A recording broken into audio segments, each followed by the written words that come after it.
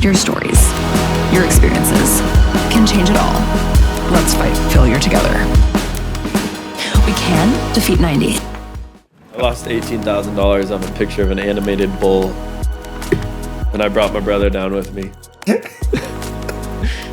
And you know why we held? Because we were promised an animated bear. And we had 19,000 people in our Discord, so it was just like the problem with NFTs is like it was like a digital gold rush. As a whole, as entrepreneurs, I think we are gamblers. Oh yeah, absolutely. And we're respectable gamblers. It's just like, but everything you do is a gamble. First wake up call was, we got to top 10 stores, in the country, and it was top 10 out of 16,000. And then, without anything changing as far as like what we were doing processes up to that point, it went to 60,000 stores. And that's, 5 times the competition. That first short film, you shot with me, like did all of this. And I'm like, how could it still be doing that? That was 5 years ago. So it's like, you can do one thing that, cost you 2 weekends that could end up being like a piston in their engine of their dream that just continues to go. Welcome to the Defeat 90 Show, episode 2. This is a special one for me because it's my first guest, but it's also one of my best friends. One of my partners in, I shall not say in business because, Import-export business. So a funny joke. Okay, first of all, this is Robert Kelly, and we've been friends it's been a minute, and we've been doing business. Decade, doing business for a minute too. So for me, the reason why I wanted you on the show is you were kind of helping fill a transition gap of where I was doing business consulting to moving into doing Defeat 90, kind of that part. But there's also, this guy has like the funniest, craziest stories. I mean, he may have one of the most interesting lives you will ever hear about, because the things like now, some of it we literally cannot tell. Oh my gosh. We cannot tell on air, but oh my gosh. So we're going to try to get some of that stuff out because, as you know, we're about being vulnerable and authentic. And so we'll see what happens today. Absolutely. So welcome. Thank you. I'm glad to be here. This is amazing. I appreciate you being on here. So we're going to address one elephant in the room. So your main company that I've consulted for, and we've seen good exponential growth on, we cannot actually say what the name of the company is. I know it sounds so fishy. Fishy is the wrong word. It's a very competitive space that he's in, and it's on a retail space. His suppliers and all these other things, right? We can't. Yeah, it's a wholesale store.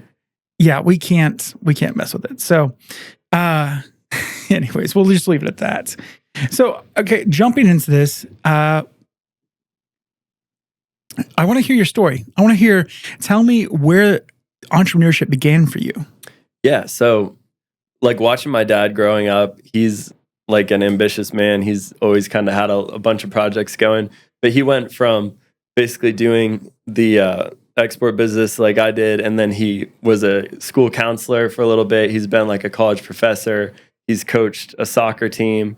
He's been kind of all over the place. So growing up watching that, I assumed that was the default mode, that like a man just always has, 4 or 5 pans in the fire. And then my grandpa... That's a lot to live up to. Oh my gosh, yeah. Well, and then, my grandpa kind of did the same thing where he was a preacher, but then he would go on the missions trips. He did like building stuff. He started a company called like RVers. That was a missions thing where they went around the country in RVs and stuff. And he always told me you have your one main thing and then everything else sits on top of it. So I kind of went into it thinking like that. And then with the business that I got started in, my dad used to have me sweep the warehouse for $5 an hour. We'd like sweep the warehouse, go clean the gutters, pop all the leaves in bags, throw them away and stuff. Disclaimer, this is not child labor law stuff here. This is kids. So yeah, it was babysitting. I know we're going to have benefits, some people, we have some in comments and stuff like that. So going from that, that was like an actual early example of like time being traded for money. Yeah. And then when I had my first like retail sale, which came years later, And I realized that this is just me buying something cheaper and selling it for more and having the margin. And I made, what I would have made in 10 hours of sweeping, $50. I was like, this makes more sense to me. I was like, I can figure this out and work harder and multiply it. But I like the idea of it not being concrete. Because sometimes, it's like no matter how hard I work today, there's only 8 hours in the day, I'm going to make the $40. But going in and knowing that, this could be a bad day or this could be a good day, but it's dynamic and it's changing based on the effort I put in, and I'm not like boxed in. How old were you when you had that lesson? Like 13. So I mean, arguably, do you think it was your dad's like actual idea that this would to change that thought? Like, was that like his idea, or did you actually just like click at 13? Yeah, no, I definitely came up with the idea myself, but with him, I mean, he does Mr. Miyagi type stuff, so it very well could have been planned. Okay, one of my favorite stories though about this, just kind of in that same vein, about digging the fence. Yeah. So yeah, one of my earliest partners, his name was Luke Hansen. He's went on to do great things in business, but we were left at a rental property that my dad had. So he basically gave us like a metal stake and then one of these like claw type things that was basically a post digger, but it was solid rock. So like underneath the 1/2 inch of dirt was basically just shelf rock that you would have had to like blow through, where it should have been like professionally done. So we made a deal with him. We were going to get like a couple $100 each to put this fence in. And he dropped us off and left. And we didn't have a car or anything. The gas station was like a mile away. So we would go there to get drinks and like go to the bathroom and stuff. But he came back around lunchtime and we had like 5 or 6 posts done.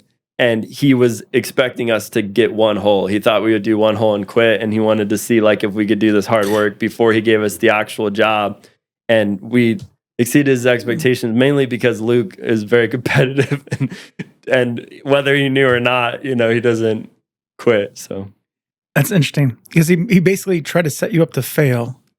Yeah. To try to teach you a lesson about how tough things can be, and then you prevailed. Well, yeah, we definitely, we got blisters on our hands and stuff like that. But then after that, yeah, he proposed the real business idea. So like going into it, we knew for sure we didn't want to do fences. Fences are hard. Fences are hard. I have a lot of respect for the fencing industry. Oh, you guys out there that are, having fence companies, we have the respect for you. I did irrigation when I was I didn't have very many jobs. I always had businesses, but dear gracious, using a sharpshooter and digging holes, that's a job, man. They can so all the respect out there. Yeah. So as you're learning these lessons, you're 13, was it just like, I'm going to do business? Or was there a click inside of you that's like, I don't want to trade time and I want to own something? Or what was that initial point where you're like, I want to have my own thing? Yeah, I definitely didn't want to trade time for money as far as like traditional employment. And then also I liked like the flexibility of it. Like when we got into sales, it was like we knew we had 8 to 10 orders that would go out in the day. And I'd wake up at like 8 or 9 on a summer day and I could basically text Luke and be like, hey, do you want to go in and ship now and we get it out of the way and we have the rest of the day? Or like if you're going golfing or, if I had like saxophone lessons or whatever, then we meet in the evening after dinner and we'll ship. And just like early on knowing that the flexibility of like the work has to be done, but it's not a concrete box. Okay, so you're 13 years old. So let's fast forward a little bit because now you started a company with Luke. You're in high school, right?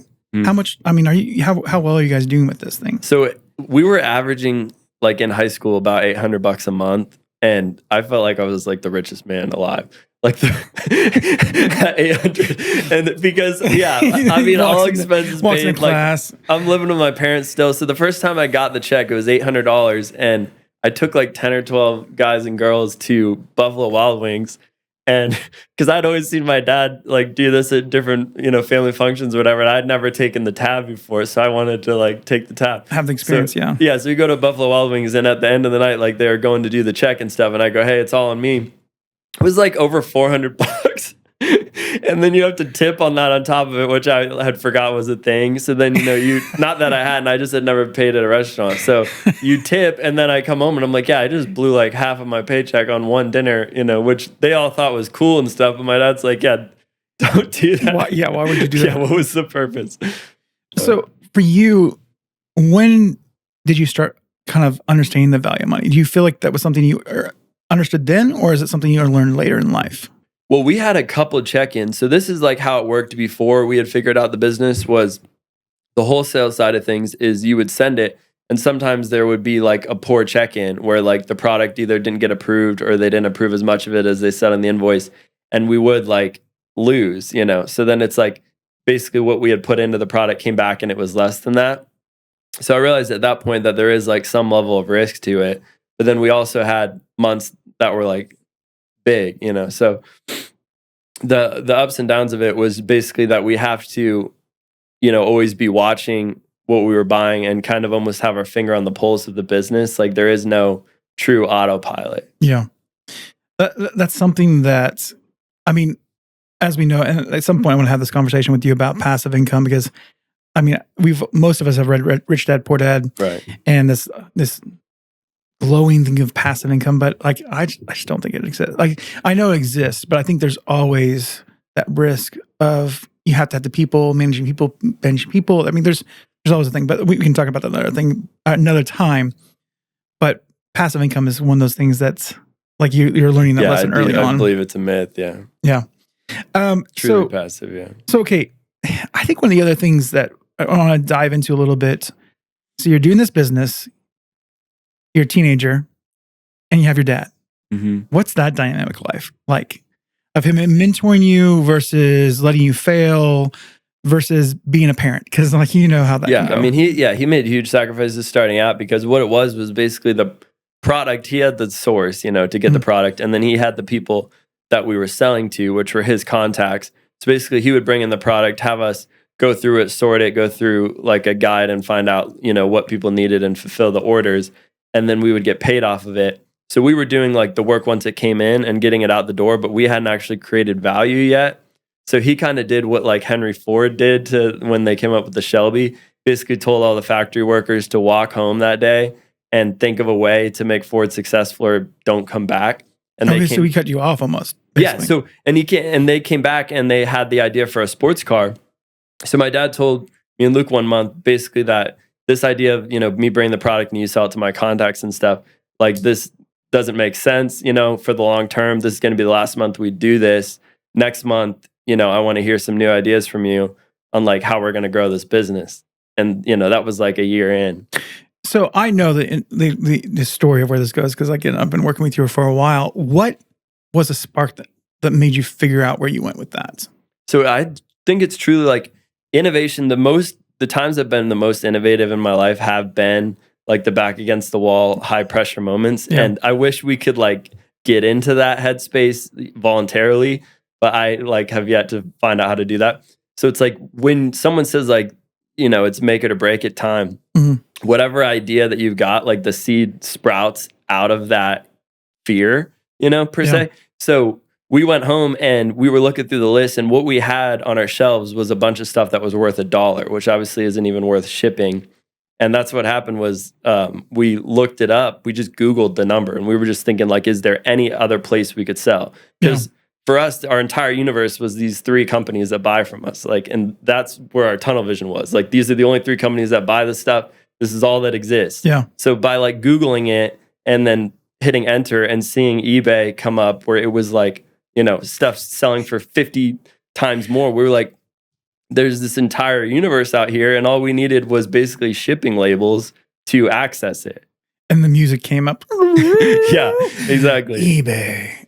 We should do a commercial. Yeah, hey, eBay, can you sponsor this for us? Because there's probably going to be more information about eBay on here than they probably deserve. Oh, sorry. Did I say that aloud? I said that aloud. So anyways, we'll just move on from that. Yeah, I just lost my sponsorship. We love you, eBay. Sorry, there is some things there that is part of the reason why we can't talk about some of this stuff. Anyways, so jumping into that the innovation, learning the ins and outs of that. Which again, like because we innovated, I'll never know whether that was a real ultimatum or not.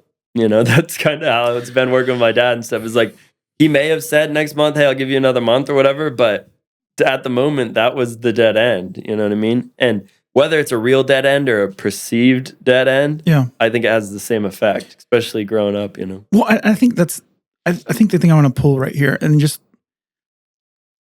like, we all face those moments, right? And so much at a time, we let fear in and we get to a place where like, oh my gosh, we get overwhelmed. I can be one of those people that gets overwhelmed sometimes. But I love that thought of turning that moment into innovation. Yeah. Because I honestly say that you act as if that's just normal. I don't think that's normal for everybody else. I think there's a lot more people who are like, oh, well, I guess this is it. Yeah, moving on. I guess we're done. And I think that goes to the part of you that is the entrepreneur, that is that risk taker, that is that innovator inside of you that's like, now we got to figure this out. And I've personally seen you do that so much. And it's just, I mean, it's one of the most impressive things about who you are. You are a critical, amazing problem solver, innovator. And when your back's against the wall, you perform. Which, I mean, if it's the end of the world, I want you on my team. I'm just saying, like this is the guy you want on your team. But for you guys, I think there's a switch there that you can look for. There's that moment when you get to, okay, how can I innovate? How can I do this? How can I look for the positive into it? Because I can tell you in some of the things we've faced in the business, those have been actually some of the best changes that have happened to us. That we would have never even thought about the idea unless we were in a spot where like, oh crap, we got to figure this out. So look for that innovation. Okay, so let's go back into this whole thing of working with your dad, which I know the man. I love the guy. He is a character, especially all the Mr. Miyagi stuff. It's real. It still happens to this day. I know that for a fact. And but he has such an amazing heart because he wants you to learn. But that's still tough though, right? Yeah. So walk me through that. What does that look like as a father and son in a family business type situation?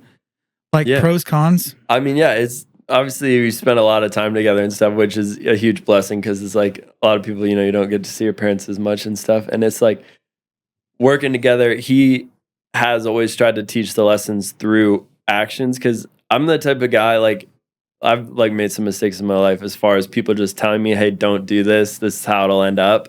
And I have to see it for myself, you know, which is like a flaw. But pretty much the buying, he's always told us you need to continue to branch out because before you and me started working together, I reached this point where I was working by myself. You know, my partner had moved on and I was comfortable with the amount of money I was making per month, which started me sleeping in like later and going softer on my business because I thought like I've reached the point and I could plateau here and be comfortable. But in all entrepreneurship and all businesses, if you're a sitting duck like that, there is a guy that wants it more and he's at your heels, you know? So you can't just like completely stop innovating or looking for new product lines or thinking of like better ways to market. Like if you are sitting there, it's like NASCAR, like you're at a pit stop and someone's either going to catch up with you or lap you at that point. So you can't get too comfortable. And I definitely was. Why do you think that happened? I mean, I hadn't come up against like opposition in the business yet because I was like only 3 or 4 years in at the time.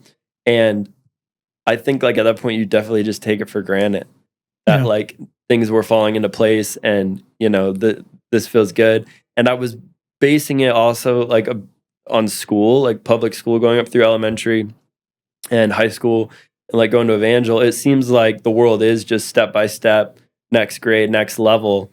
And I thought business would be that same way. You know, you just like climb this kind of little systematic ladder. But it truly is like when you get to the top of the school ladder, you just step out into an open field and it's just free roam, free game. You could go any direction and stuff. And there are like ruts and paths and people that'll help you, but the possibilities are endless as far as what the business could end up doing. Okay, so look, as we know, more times than not, like getting to where everything's just like really, really good is not always the case for most business. We like you were definitely blessed in that, but I think we also, even though that's the case, we do find ways and things in our life that we do become passive about. Yeah. And we get comfortable in. Like for you, what did it take to wake you up? So, I mean, my first wake up call was, you know, we got to top 10 stores, you know, in the country. And it was top 10 out of 16,000. And then, you know, without anything changing as far as like what we were doing processes up to that point, it went to 60,000 stores. And that's, 5 times the competition. Yeah. So at that point, you're like, okay, what was originally a blue ocean and we basically had our own private island is now basically coming up against competition of like a true kind. Yeah. Where that is a bigger pool of, companies that are sharing the same amount of market. So it was the pain. Yeah. So if you wouldn't experience the pain, do you think you'd still just been chilling? I don't know. I mean, part of every man, I think, wants something more. Like I wanted to put a purpose to it and stuff. But there's the two like wolves, I think, that entrepreneurs deal with. You have like the one that you want to make an impact in the world and you want to serve like a greater purpose and put your efforts towards something that's going to be like meaningful and, help people. And then the other one is like, there's that part of us that wants the rest, that you hear people like, oh, well, if I got 2 million, I could put in an index fund and I could live off of the residuals. Then I would just go lay on a beach somewhere and stuff like that they want to be done. So you have like the part that wants to like work hard and make a difference and the part that's like ready to be finished. Yeah. And both of those are trying to get their way pretty much all the time. And I think, I think it's so interesting. We've talked about these studies on that, just kind of diving off a little bit on that. Remember the one where about taking the infinite vacation? Like it was like 3 months? 3 weeks. 3 weeks in. Yeah, it was 3 weeks. So if you put someone in like an all-inclusive resort for 3 weeks, by day 21, they're like dying to go home, which is crazy because you think like at that point you have everything you could ever want. So like, what do you want to go home for? But Alice Cooper, who he's like, the famous rock star, he talked to Elvis's manager, and Elvis basically towards the end of his life was just doing show after show after show, tour after tour, where he had no freedom at all, but he had everything that he wanted. And, obviously like it ended in his demise, but the manager asked Alice Cooper, if I were to put you in a mansion and you could have all the best food, all the best drinks, drugs, girls, like anything, but you weren't allowed to leave the mansion, how long do you think you would last? And he's like, because that's what you're living for right now. Yeah. So if I gave you all that, but you were bound to a mansion, you would be depressed. So it's like there's this way of like all the worldly things, that we are attracted to and like tempted to strive for. If you had it all, but you didn't have your freedom, you wouldn't want it. Which you say freedom. I think part of the issue with it is more that lack of vision, right? Mm-hmm. That lack of purpose. Yeah. I feel like we as human beings were made to work towards something and do something that matters. And I hate saying this, but I mean, the stats kind of prove it out too when it comes to retirement. The people that retire, right, and stop actually doing something that matters, volunteering or whatever it is, maybe they stop doing their job, but they're doing something of purpose, they pass away a lot sooner. Yeah, their health drops off. It drops off. And so to me, I think, obviously we've all heard this, but finding something you're passionate about, finding something you love. But I think that was also a struggle with you because like, did you enjoy what you were doing? Yeah, so I didn't enjoy the actual part, like selling the product. I enjoyed the game of figuring out like how could we do this better, how could we optimize and stuff. But I didn't have like a goal like to optimize towards, I just basically wanted to just see how refined we could get the machine. It's like, obviously we got it down to like minimal time that we could, but like you obviously had the Defeat 90 vision and different things. And I like was just seeing how close essentially I could get to retiring in my 20s, which is, I truly like really hilarious. Cause ridiculous. Yeah. And we had many conversations. I'm like, dude, bro. Yeah. If I was like trying to free up time for a purpose, I think it would have been different. Yeah. Which you end up introducing things to interesting adventures. We'll get to that in a second. But yeah, it didn't work out super well. No. Well, that's what's crazy is obviously I'm a Christ follower and I believe that part of our curse is having to work. Okay. And it doesn't mean like physical labor, different things. You could work with your mind. You could be working with people and stuff. I think like when we're not working or not even working, when we're not living to our fullest potential, you feel that like it wears on you and there's nothing you can do to trick yourself. You could trick other people and they think you're busy and you're working hard and stuff. And if you know that like I'm not bringing my best, that'll wear on you. Many have tried, and more have failed. The life of an entrepreneur is not for the weak of heart. If you are going to succeed, you must have real grit. Stop the epic sales pitch. Defeat 90 is about you. And the value is not created from me or any other person as far as being a guru, but it's created from us collectively working together to rebel against this failure. So if you're looking for a community that gets you, if you're looking for a community to inspire you, if you're looking for a community to help you push you and to being the best version of who you are and having the best version of your business possible, join Defeat 90 today.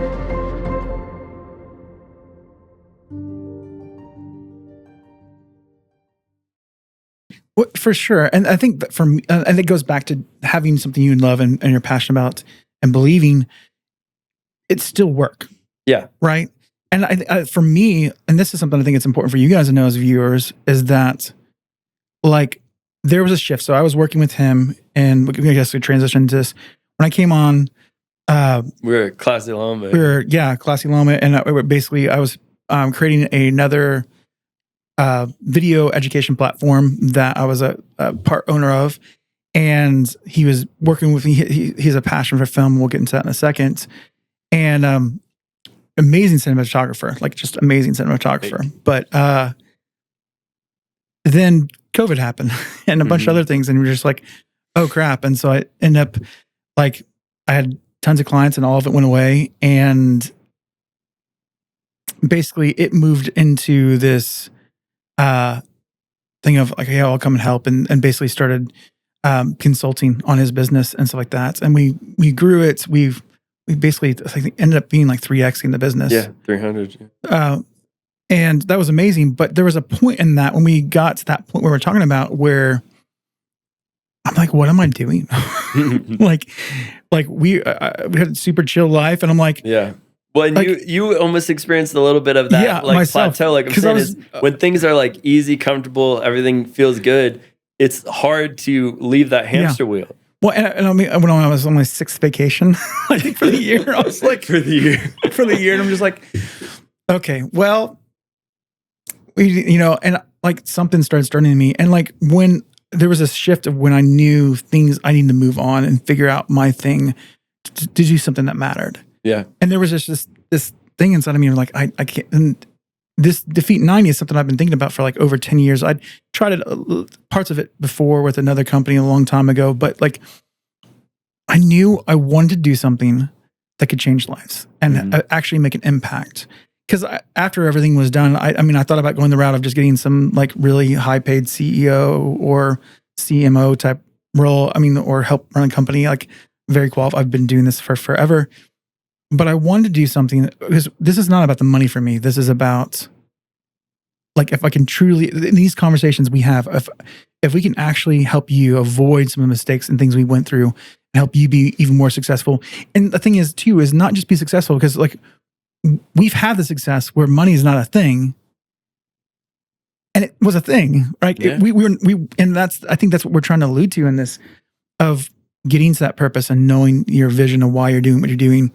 And I think even in your business that you're doing, like maybe you feel stuck and maybe you're feeling not motivated, try to go back to your why. Why are you there? What are you doing that for? Because it might, I know when you started getting back to your why and where you were trying to go, that really started kicking off where you wanted to go with things. And yeah, absolutely. I'd say like a lot of business owners, we have like a dream, but what we start first normally is we start something reluctantly. Yeah. You know, like, well, this is what's the lowest hanging fruit. This is close by. I'll just start in this. And then at some point I'll figure something out. And then you have to find a reason to stay. You know, like say you want to open like a cupcake shop, but you start selling used books first and stuff. And then the cupcakes become a side thing and stuff. So it's like you either would have to merge the dreams or pick one, you know, and the fork in the road comes at you quick. Yeah. But when you started working with me, what was the best part was just you had fresh eyes on a business that I'd been in since 8th grade, you know? So I thought like there's only one way to do things and stuff. Like when he came on, all my product was sorted completely randomly. So I had like 28 shelves, and I just would put what shelf it was on, and then you had to look through like 30 things, you knew it was on there. So like one of the first things he said was we should like resort the inventory when he came in, which was like, you just the defended, resistance. Yeah, my dog or something, I'm like pretty much, had to try to defend why I had it like that or whatever. And as every consultant goes through, it's like that pain of like, why are you doing this? And why are you doing it the way you're doing it? And they're like, well, I don't know. It's just the way we do it. And I mean, we had some intense discussions, guys. Well, and one of the probably top thing you did, which I think was huge, was like within a month, I had a store within the store. So my dad had like a lot of high-end inventory that he'd bought and saved back, and I was going to like pay him back with like a little bit of interest. I was buying a couple pieces of product a month from him, and then I would pay him back as they sold. And there was like over 100 parts. And you had suggested, what if we just buy the entire thing like now, which was basically like the entire operating account, but it was the parts that were selling the fastest. So they would be back in the account within a month. Yeah. And it was probably the biggest risk you had taken at that point. I feel like. And to like springboard us. Cause I was thinking, I have to go a little bit at a time. And I had like all of these fictitious zeros where this has to be my floor and different stuff like that. But when something is like a surefire thing and it's just sitting there, like sometimes you gotta bite the bullet. Well, I think the other thing too in that is you didn't have the systems in place to really deal with that. Yeah. Like one of the things we also worked in the beginning was, and this goes to a practical aspect of like getting the operations of your business like where it can run smoothly. So there wasn't tons of systems. And like, so for instance, like when you get a bunch of inventory in and it needed to be processed and to be ready to be sold, it would take you a month, 2 months sometimes. And we got to the point when we started getting the system in place, we took stuff that would take you a month in one day. Yeah. And that was a game changer. Like the amount of inventory. I remember when we hit some of the higher, like when we hit. Well, when we had 500 listings. Yeah. It's like, which we got a little Crown Royal shooters. Oh gosh, I'm gonna edit that out. Probably so. Anyways, but it was one of those moments that was like, the amount of inventory that got put on with the systems, it was crazy. What I love about it is you and me celebrated 500 listings more than 1,000, 2,000, 3,000. Like it just shows, where our brains were at the time. Well, and the amount, like it got to the point where we were selling more a month than we were putting on. Yeah, we were like at 450 sales, which is insane because that means we were basically where the store was originally at when we started was what we were moving. Turning the entire store monthly, Monthly, which is kind of crazy. But I think one of the things I want to point out, like going back to that, there was a point when we hit this, like we tried something really, really risky. What, with the 3 stores? Yeah. So we opened 2 other stores that had identical inventory, and we tried different marketing strategies on all 3 stores, and it did work at the beginning. And the thing is, we did look it up. It was completely within the terms of service of a certain company. Yeah. But they didn't like it. And we found out in their algorithm they didn't like it. And it turns bad real fast. And we got penalized. We corrected swiftly. And it literally, we lost, was it half or 2/3 of the store, like overnight? Oh, and it all got pulled off? Yeah. Yeah. I think it was like, it was the amount of sales we were doing, it just like cut and like, it was like 2/3 of their sales were gone. Yeah. We called it the crux. The crux. But here's the thing about the crux and that point, it led to, again, innovation, but we worked together. Yeah. And I think that's one of the things I think that's a really important thing, that having that good cohesive team and people you can talk through things with. Yeah. Well, and keep in perspective, because that's the crazy thing is like, we basically went from 30,000 a month to 60,000 a month in 6 months. And then when we were back to 30, it felt like, we just hit the iceberg. Yeah. And you're like, we were here 6 months ago. Yeah. So I think like there is that sort of feeling that the permanence, when you cross a certain threshold as a business, that this is the new normal and this is where we're going to be at. So I think like it's kind of that hold on loosely effect of like, be happy, be grateful, like celebrate the wins and stuff. But if you go back to where you were earlier this year, it's not, you know, the end of the world. Yeah. Like, you know how you got there the first time. It may be a different path the second time, but it's still possible. Well, and I think too, it was one of those moments too, putting in perspective and looking also at the handcuffs we put ourselves in. And that was a start of diversifying things as well, of looking at different avenues and like even going further than where it had been. Because if, heaven forbid, you know, the marketplace that went out of business, then we were just screwed. We were on one sales channel again, but it was still like, it was obviously bigger than 3 customers, but it's still the same thing. Just not being diversified. And so, and that, I think that's the thing you've crushed it at now since I've moved on and doing this, as you are diversifying the heck out of things. And some of the things we had talked about in the beginning, you're now executing and the opportunities have happened. What do you think, okay, moving into this though, what do you think was your biggest lesson learned, us working together? Not necessarily from me, but like just like going through the last several years that we had worked on this and grown the company.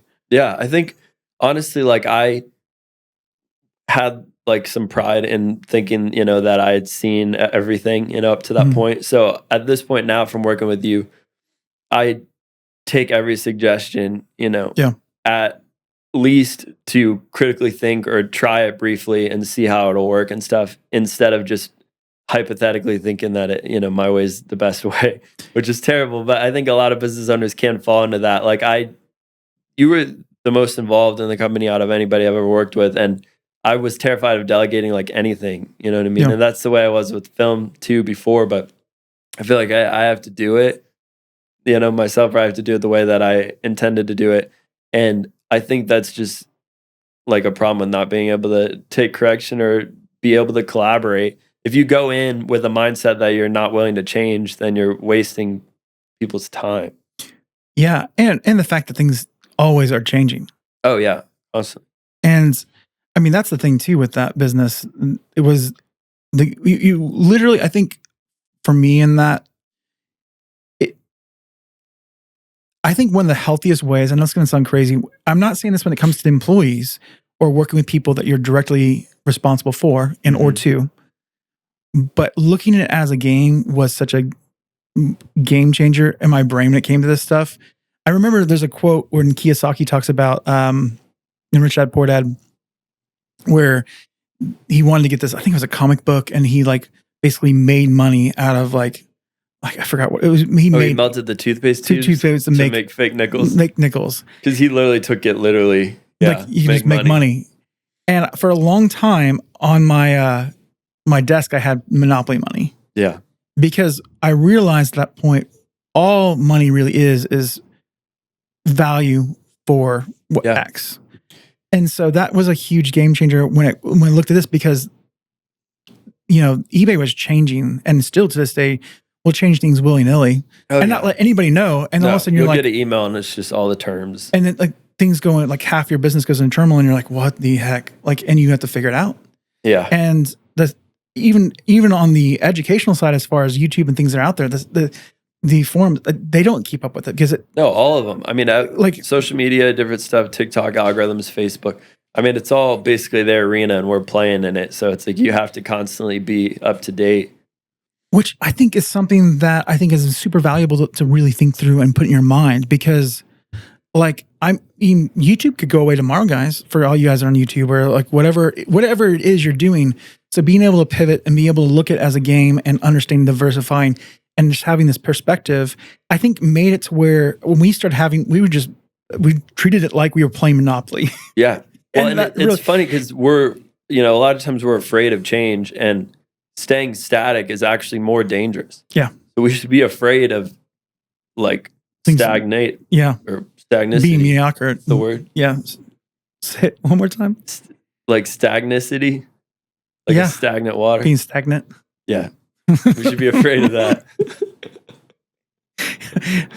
Mediocrity too. Like, you know, just that getting stuck.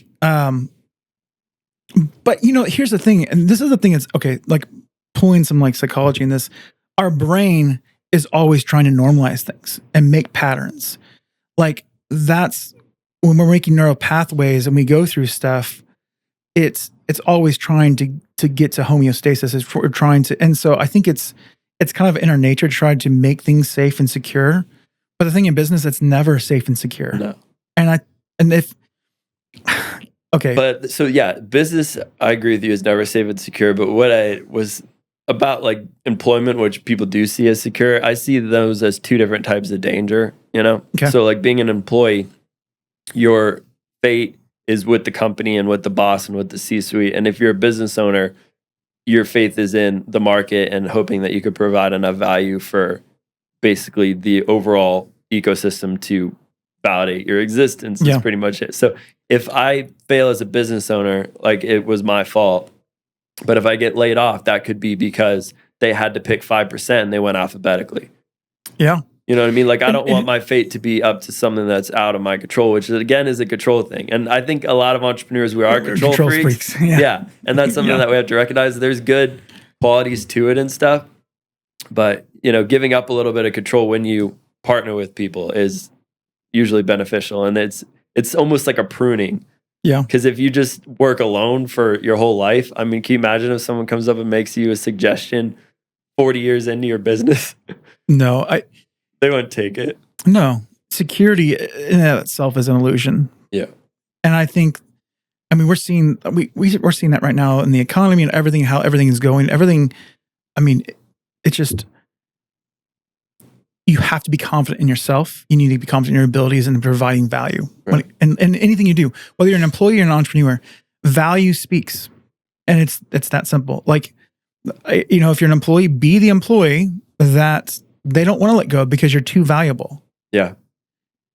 If you have a business, create so much value that if people are cutting things, they don't want to cut your thing that adds so much value to your life. Or that's sometimes why for me, I've never been in businesses or want to start businesses that were pleasure type businesses where it's you know, it's like a want. Yeah, wants instead of a need, because I'm like, man, the need businesses survive. Yeah. Gasoline. I mean, yeah, it is what it is. But like, okay. yeah, I had a finance professor who said, I don't know if this is necessarily completely true. I think it's mostly true, but that if you took everybody's money away right now, like we all started from zero and just had to like start tomorrow, that within 10 years, 90% of the people at the top would be back at the top. Yeah. Because it's not, guys, this is not, it's a heart thing. It's a mind thing. It's a critical thinking thing. There's a part of, it's hard for me to say this because I'm gonna get myself in trouble, and I'm gonna talk about this later on more. But I think entrepreneurship is something that you're born. It's a skill set you're born with. I feel like just like LeBron James, like I can play basketball, but I can't play like him. And there's natural things about him that made him so good at what he was doing. And it wasn't just like it was his situational stuff, but it's also his like natural talent. And I think that's the same way with entrepreneurs. There's some things that I think to be successful entrepreneurs and business owners, we are predisposed to that make us good at it. And I don't think everybody should start a business. I think that's one of the biggest fallacies that's happened right now, why there's so much failure and the 90% failure is because there's people that should never start a company. They're like, I can make a kick better than everybody and I'll charge less. Well, yeah.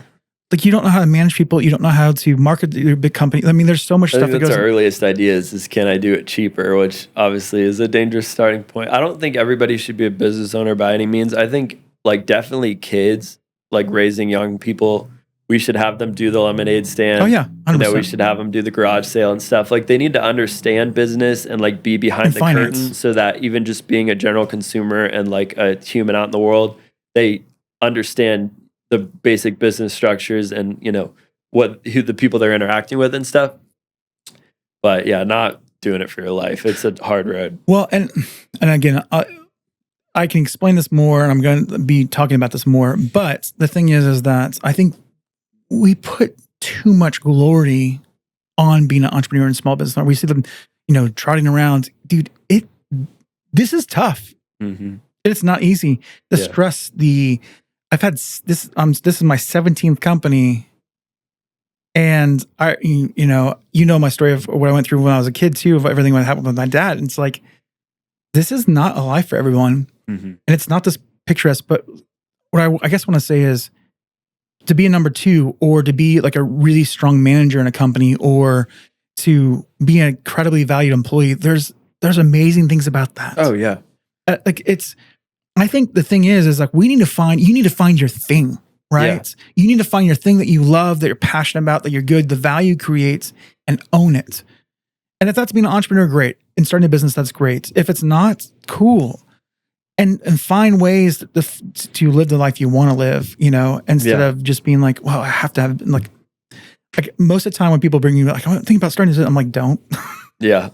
Well, and there are like, for some of those people, there are hybrid models. Like if they work a 9 to 5 that they're happy with, and they teach music lessons on the weekends, and that's their thing, and they put that money in a vacation fund, and that scratches the itch of having their own thing, they could absolutely do that too. It doesn't have to be like a binary choice. Yeah. And I know that I'm being a little exaggerated on this thing, but I do think there's some things to look through and think through before you do things. And my heart behind it is not saying, oh, it's an exclusive club. Is this the life you want? Oh, yeah. And I think there's a distinct decision you need to make before you move into that, right? Yeah. Okay. Yeah, nobody posts a video of them staring at the fan at 3 a.m. on Instagram. No. And I think the fake it till you make it thing, I think is really we've glorified this business thing, and we see all the amazing moments, not all the stuff it's like, if we laid out all the terrible things that we've had to face, which I mean, that's part of what I want to eventually get into. Some of this, we're going to talk about more of the high level stuff here and get into some micro learning in this. But I think the everyday person would be like, no, I'm going to pass. No, that's not. So moving in. Okay. Get off at the first exit ramp. Yeah. I mean, there is a controversial figure, but his example was basically being on the highway of business, and like every 5 miles, there's the exit ramp giving you the opportunity to quit. And like everybody that, has a lifelong business had to just like white knuckle on the wheel on a lot of those because, it felt enticing. Yeah. It's Andrew Tate. Yeah. Did you not want to say his name? I said a controversial figure. Oh gosh. Well, I was going to reference Jordan Peterson too on both of those in one podcast, probably. That's all right. It's you being you, man. I'm also conservative Republican. you had to just say that's okay. For all businesses. I don't know. You threw me off. You threw me off when you said that off. Oh my gosh. Oh gosh. That's really hilarious because I'm like sitting here going like, well, I was apolitical. Like I feel like, but it really is. Business is apolitical. It really is. I mean, I've had people that have taken like a bold stance and lost a couple sales and stuff, but for the most part, I mean, there's plenty of people that don't agree with Hobby Lobby or Starbucks, and they still shop at both. Yeah. Just taking the social stuff out of things, Yeah. But anyways, we just made this go like down a path. I probably will. No, you're good. Cut it all. All right. So talking about risk and creative, interesting things that you did, I think probably one of the more interesting, risky things you did was you actually were one of the people that started an NFT business. Yeah. And that was an interesting thing to watch and be a part of. Being in the community, buying the NFTs and also losing money with the NFTs. We all lost money on NFTs. The people that made money on NFTs, I like comment please, because I good job on the market on that. Knowing when to sell. I mean, I lost $18,000 on a picture of an animated bull, and I brought my brother down with me. And you know why we held? Because we were promised an animated bear. Oh, and what about the Eagles? I wanted to see what type of bear I got. I didn't even want to talk about the Eagles. the Eagles, too. I hate all animals now. Truly. Okay, so yeah. That was such a funny time. I mean, I had lizards. I had raptors and monkeys, everything. I mean, that was the thing. Was just part of that was leading up to being a father because I was like 3 months out from Avery being born, which is the craziest timing of that whole thing. Terrible time to do it, but also. I think when you have a baby on the way and stuff, like whatever fear you did have stuff down in you, it's coming out because, you have this giant sense of this impending accountability coming. So with being a business owner, and this would be like my biggest piece of advice is when you get bored with your business, stick to the business. Like find a way to expand your flywheel within the business you're currently in, because everybody's temptation is to start a new business. Yeah. Which is wild. Because like if say like the treadmill you're on stops, and then I'm going to buy a second treadmill and go 1 foot on each until one of them starts speeding up again. Like that's basically what I would do. So I did music videos because like my love for film, and I have rogue route. I got my real estate agent license. Started going with the NFTs. I was selling puppies. All at the same time. Selling puppies, yeah. 70 grand in a year, corgis. I mean, it's just ridiculous. They were cute, but that was probably that was the most annoying thing you did, I think, out of all of them. I know. That was crazy. I how many times? Cash, though. Yeah, it was. But gosh, how many times I asked you? I was like, bro, puppies. No, I know. I was like, and I got it, but I was just like, man. Yeah, no, I tried to get you to do it. No, I know, and I was like, no. But because I was getting $200 a dog commission, and what's crazy is the month I told them I couldn't do it anymore because I was like at my wit's end finally with the buyers, they offered me $400 a dog immediately. Would have gone up 100%. I never tried to negotiate at any point. So I'm also a terrible negotiator, but because I've had to go with him on some of these sales trips. Yes. But you're getting better because the real estate, and that's actually, I think, helped a lot. I think that's one of the things that's interesting about the one thing I will say about everything you've done, you've been skill stacking. And I think that's one of your strengths is you're really good at skill stacking and just continuing to learn through it. And you know your weakness in that. Yeah. And you're getting better. Thank you. But okay, so to his benefit, the reason why he fails at negotiating, I'm just going to say it, because he really likes people a lot. And I can't fault him for that. And I'm not saying I don't, but I also, in the moment when I'm negotiating, I trigger that. I'm like, okay, let's create a win-win in this situation. Now, granted, both parties, what a win-win looks is both parties lose a little bit. That's just all it is. Well, and I think like I'm not as good as negotiating like for myself as I am for other people. So that's what real estate helped me is like when I'm negotiating for a buyer as a buyer's agent, I'm looking out for these people's best. Like I'm protecting them. Home. They're like my children for the month, and you're not gonna, mess them over or whatever. But when it's me, I'm like, hey, I could deal with this. Like if they're gonna cut me 10%, I can make it back elsewhere or whatever. And I just take the full brunt of the weight of the negotiation. And like, I don't think, is this fair or like, is this in my best interest? I think like, can I make this work? And I've left so much money on the table with that mindset. Yeah. Well, and it's something that the pain's been enough to where you're like, you've changed in that. But I think you're always going to be a little, because like, that's one thing I don't think you've met a person you don't like. And I think that's one of your superpowers. Like you can find something about even them. I mean, I'll just be honest. If you're Enneagrams, he's a 7, I'm an 8. I'm an 8-7. And some of the most annoying people, I'm like, oh my dear gracious. And he's like, oh, they're great. They're fine. I'm like, bruh, like seriously? Like, and he always sees the best in people. And I think that's one of your amazing qualities that makes you really good at business, because I think you can work with literally anybody. Thank you. Yeah, I believe the best about others is one of my daily things. I got my little index card, but I believe the best about others until I find out otherwise. And then even then, like I'll just keep them at arm's distance. Well, I mean, within business.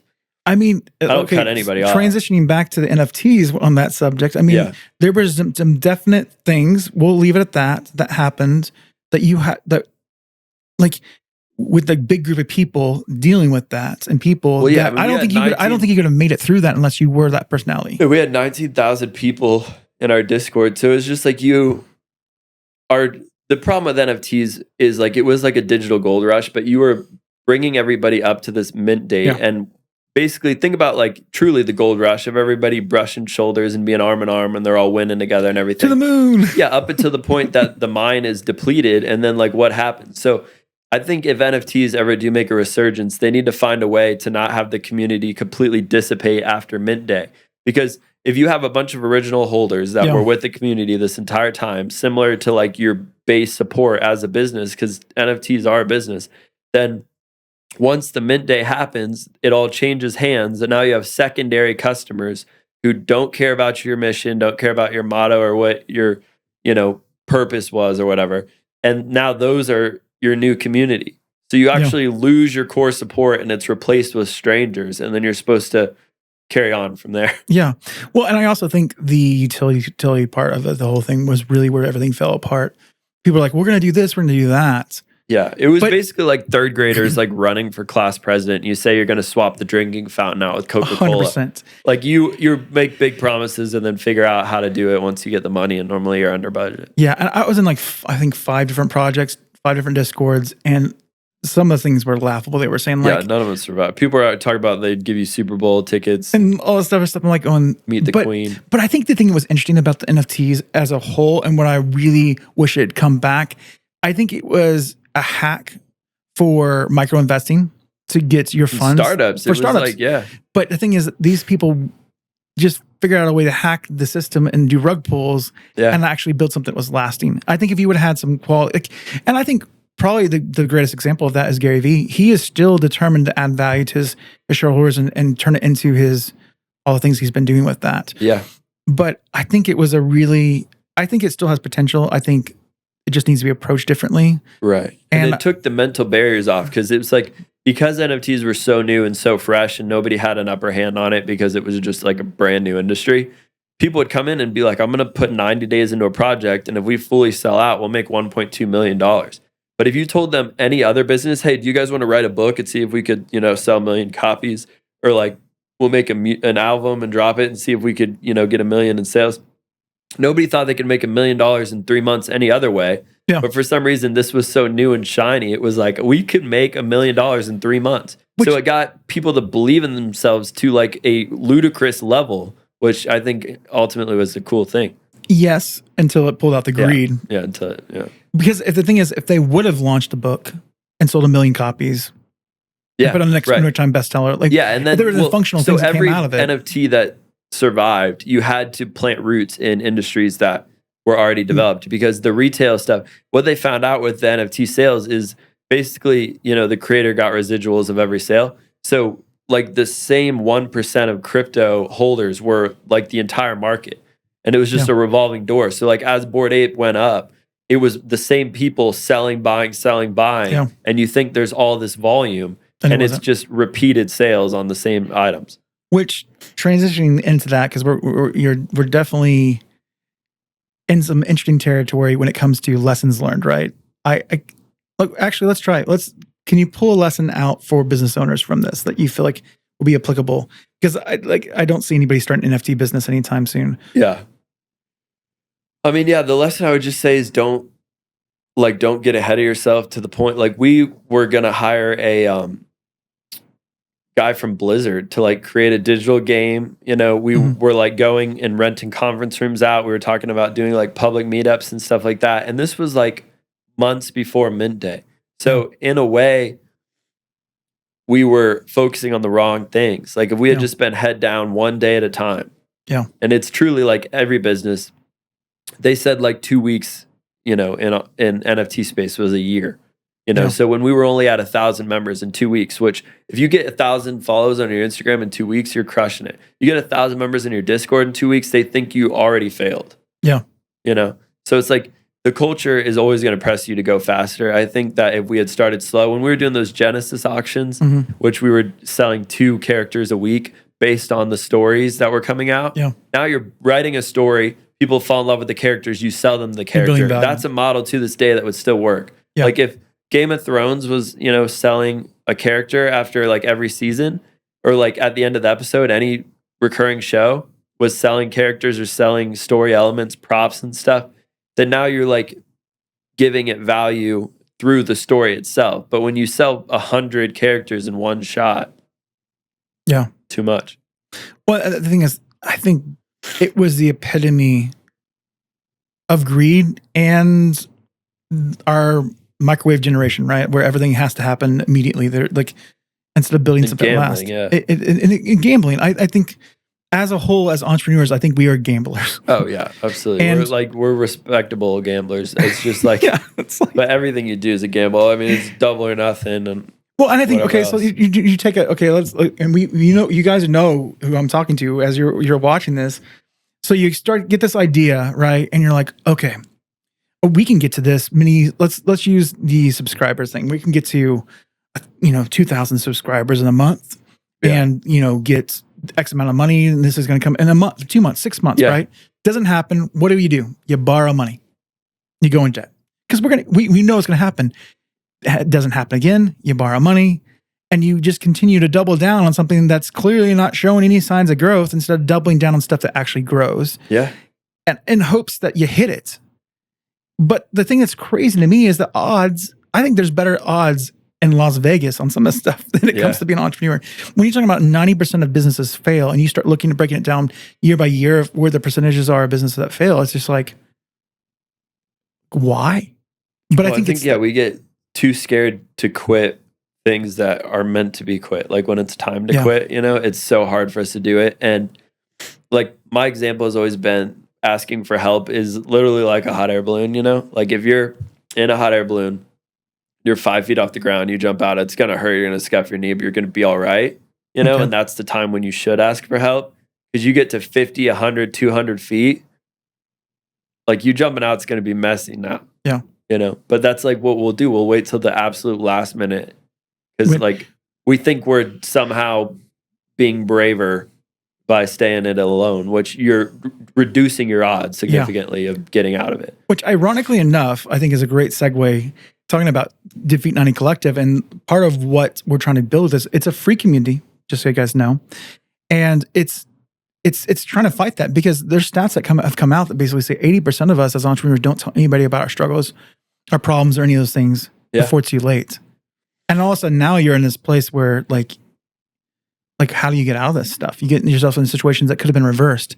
And so part of why we're doing this podcast, if you watch the first episode, I kind of went into detail about this, but is that we need to break through and create a community where we can actually have real authentic conversations and not just brag about all the things we've done, but talk about the failures and talk about the things, lessons we can learn and get the help we need now and still until it's too late.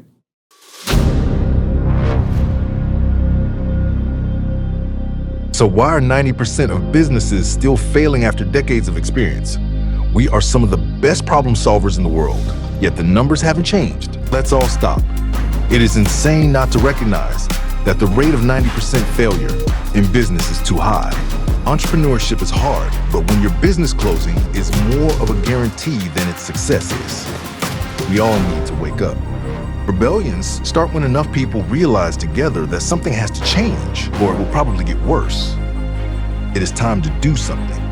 We need to rebel against this failure insanity. Will you join this collective of like-minded entrepreneurs who want to see you succeed? Will you join Defeat 90 today?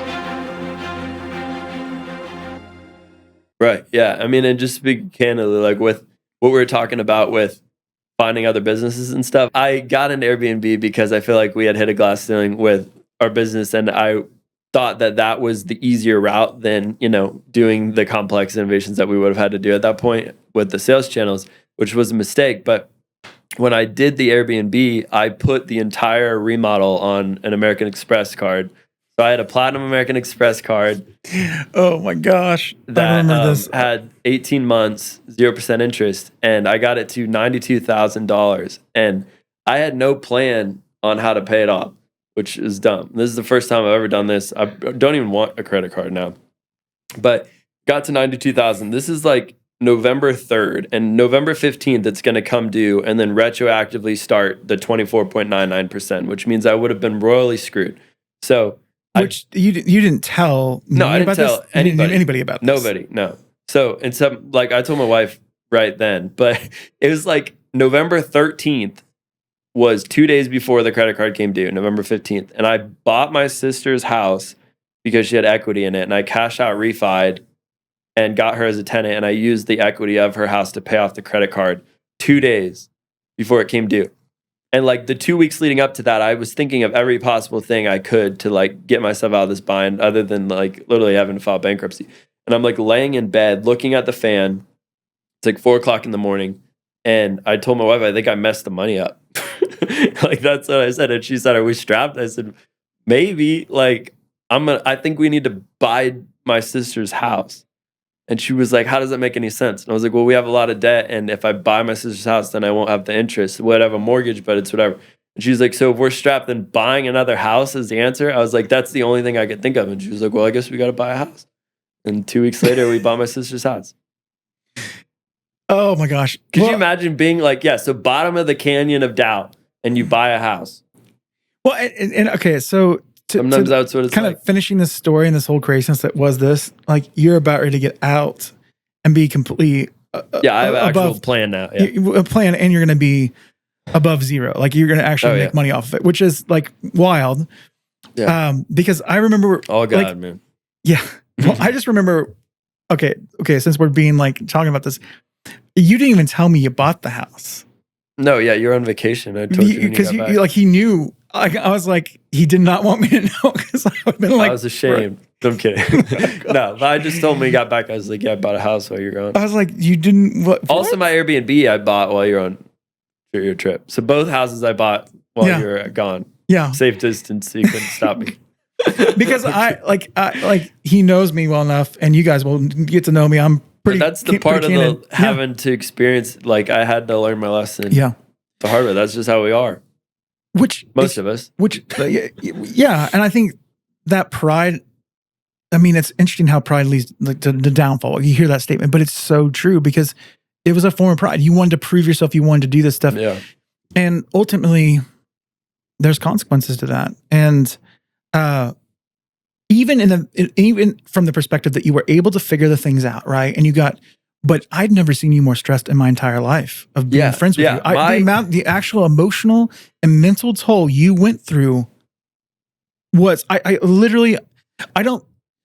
was the closest, I don't know how to say this. Like for you, I'm just watching you go through this was the toughest thing you've ever gone through your life. Oh yeah, it was definitely the toughest season of my life. But the crazy thing too is like at one point I was like, I felt like a shell of a person. So I went and got my hormones checked, and my prolactin levels, which is, the byproduct of stress, were so high that they told me I either had a brain tumor or like I was a pregnant woman, because it was like 49 and we're supposed to be between like 0 and 3 as an adult man. And I remember when he told me that, I was like, dude, like we got to figure this out. Yeah. So I like legit was at burnout. So then I took a week off, and then I went and got a massage and like had an old fashioned and went in and was like, take it again.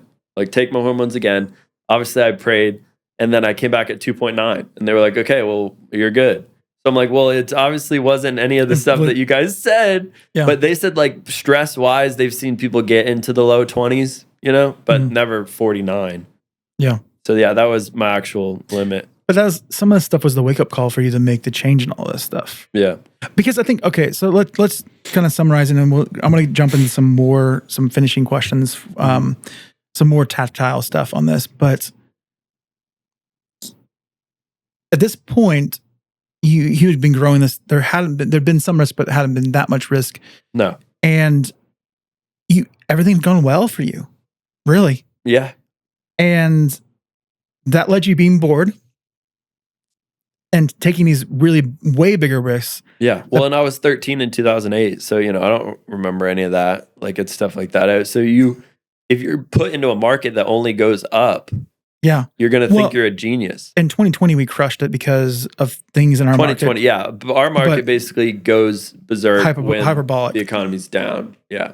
It's a need-based. So all the stuff, you've got to this point where there's risk, and you're reading these lessons. Like would you say it's forever changed you as a person, how you go forward? No, it's definitely changed me. I mean, it's changed what I would do in the future, and also like what I want. Like this is like going to sound weird, but I don't want to be wealthy in the way that people think wealthy is now. Like, because you and me got the shipping down to where we were basically Monday, Wednesday, Friday. We were working 20 hours a week. Yeah, first half of the day working together and stuff. So I was still trying to like narrow that down, which doesn't even make any sense, because it became a game of like, how efficient can we get this? And then I was thinking like the last little bit, if I could make that up with a rental property, then I'm done. Yeah, and stuff, which makes no sense. Well, and even like, I mean, because I had other things I was working on, other clients and whatnot, but like, I got kind of sucked into that too, of just like, I don't know, just chilling. Because for me, I think that's the difference between our stories. Like from my story, I've hustled, I've had 100-hour weeks, not saying like you didn't have that stuff, but like I've done the craziness in my entire life. And it was just kind of nice to like see this thing be like crazy successful and be just chill. It was like, right, yeah. It was kind of interesting. Well, you deserved, the rest of it. I mean, the thing that I want now, like, I want all of the money that I earn, whether it's a lot or a little bit, to go towards the things that I want it to go towards. I want the monetary control of like what I want to invest in, like investing in my family, investing in missions, like investing in the people around me. But like a large percent of my money was going towards interest. I mean, we have car loans, bank loans, payroll, houses. It's like when you do your taxes and look at all that interest that went out the door, like the idea of getting debt free, like I don't have a car payment now. My car is owned. I want to pay my house off as quick as I can. And I don't want my money being siphoned out. Yeah. And if that looks like in the end of the day, I'm making $50,000 a year, it's all my 50. Yeah. You know what I mean? I don't want to make 200 and keep 80. We have to look at as entrepreneurs as defining our success, right? Because, you have the Dave Ramsey mentality where debts and you just do all this stuff. Well, now, but I'm also recently burned. Yeah, for sure. But that, people would say, and I would agree with this, that really makes it hard to grow a business quickly if you need to and scale, right? Yeah. Sometimes there's need for it. But the problem is we've gotten so dependent on debt. And we've gotten so dependent on trying to do things really fast. Yeah. That we don't balance that super well. Right. Yeah. And like, I want to say, I don't think debt is a bad thing. What I think we should use debt for is the sure things. Yeah. Like if that if I get this, piece of equipment, I can make gelato twice as fast and I could, have 2 guys working instead of 3 or whatever. Or you have a purchase order. And the numbers make sense. Yeah. And you can do that. Then absolutely do that. What I think entrepreneurs fall into is almost like playing blackjack, right? Yeah. If I'm at Downstream and I'm playing blackjack and I'm got 200 and I'm down to my last 40, a lot of times I'll bet the whole 40 on the next hand because in my mind, I'm not thinking about like, if I lose this hand, I'm done. I'm thinking if I'm back at 80, I could get back to 200, which I did that multiple times with the business where it was a dangerous move. Like I'm going to buy, 20,000 and see if I can make 40. When there was opportunities to buy 5 and definitely make 8. Yeah. And you could do that 3 or 4 times. But for some reason, we think like the shorter path is the safer one. So if you're going to have a line of credit or borrow money, I'd say do it for the slow and steady and get back to your footing. Don't try and like bet the farm on some big deal because like at that point, you're just putting yourself in an exposed position. Yeah. Or just grow it slow. Yeah, grow it slow. And it's not glamorous and exciting, but it freaking works. Man, I tell you what, like one of my favorite things is like when I see companies do pre-sales for things, take an idea and see if the market even wants it, and then they sell it, and they're like, "Well, there you go. It funded the project. These people are happy. They're and there's creative ways to finance things without having to do debt. But the thing is, we get so fixated on what we want, how we want it, instead of really getting to what we really want and what we need. You know what I'm saying? Like, I know it sounds funny, but like sometimes we blow past our hearts because our brain gets going on things of like knowing your why. I think so important because now that like want to be in control of your money and how you invest and live your life, right? That it shapes how you deal with money going forward. Yeah. And how you grow your business because you don't necessarily grow your business super fast might actually put you in a position where you're actually against your values. Right. Yeah. And that's something that now that you know that, then you're not going to violate. Yeah. And that's where stress comes from, I think, is when you are on a path that doesn't align with who you want to be, because you and me have both, when we're in it, like our heart's in it, we could work extremely hard and still feel fulfilled and still feel healthy. It's like, and then you could have times when you feel unhealthy and you're not working as hard as you used to. And it's because you're not in the vein. So it's like with like this, you could do Defeat 90. You could work 100 hours a week, like you're saying, and feel awesome. Yeah. Because this is what you love to do and this is what you want to be doing. People. Yeah. So I think with borrowing money, like with medicine, they call it the lowest effective dose.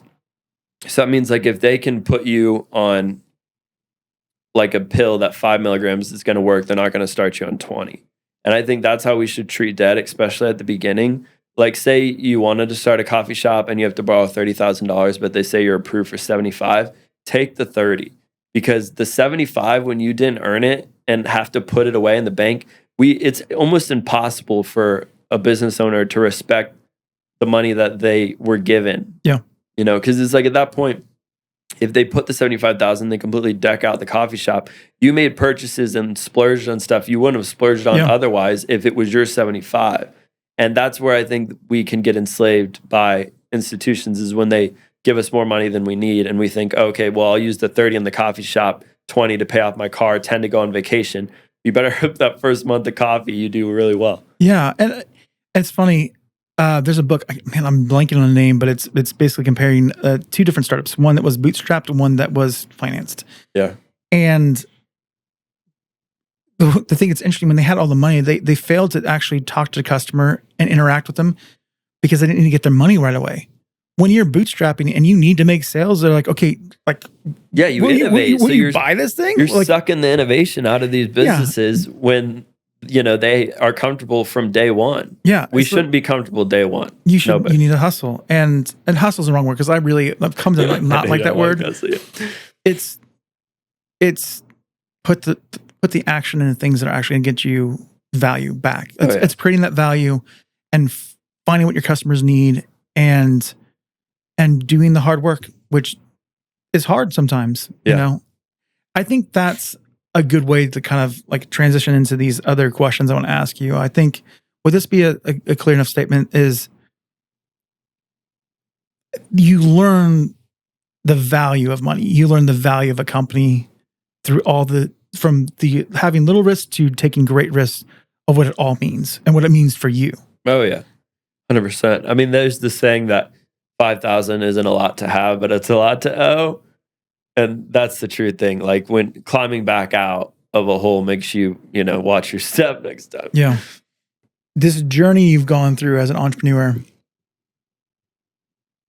it's definitely been something that's stretched you, as far as, I feel like, more on the emotional side than anything else. From an intelligence perspective, like, you're crazy intelligent. Thank you. But it's been more of the risk taking, balancing it out with knowing the right moves to make.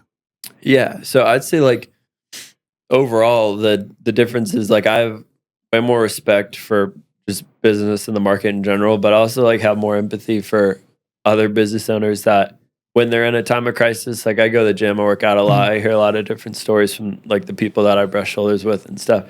And, like, it sounds messed up, but I think before I ever had experiences with, like, debt or sales being down or, like, a downward trajectory, I thought it could never be me, which is terrible. But it's almost like when you hear somebody, like, get in a crazy accident, or, they pop their tire or whatever. Like, it's all these, like, different situations that don't sound like they would happen to you, or we think we're, like, the main character or something. And now it's like, I know it could happen to me because it did. Yeah. And if somebody else is in the same boat, then I don't think, like, oh, they must have messed up, or maybe they're not a good business owner. I just think there's a million factors that could have contributed to this. And most 100%. likely I don't know the story. Well, I think back to when, you'd met me like 3 years after one of my companies didn't do really well, and we were when you told me my total debt that I had, and it was high. I mean, I think at that time I was like, I'll just leave it at that. It was high. Yeah, it was probably still less than the Amex, right? Yeah, no, it was more than the Amex. Okay. And you were like, how in the world?